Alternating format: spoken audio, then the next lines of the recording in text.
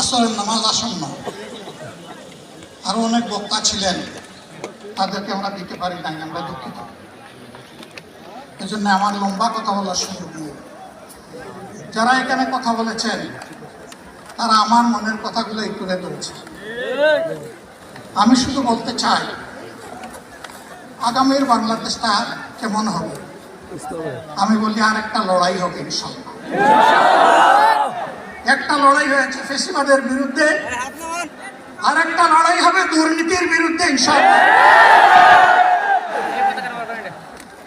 এই দুর্নীতির মূল উৎপাটন করার জন্য যা দরকার, আমরা তারুণ্য এবং যৌবনের শক্তিকে একত্রিত করে সেই লড়াইয়েও ইনশাআল্লাহ বিজয় লাভ করব। প্রিয় ভাইরা, জামাতে ইসলামী যে দুর্নীতিমুক্ত সমাজ গড়বে তার প্রমাণ কি? তার প্রথম প্রমাণ হচ্ছে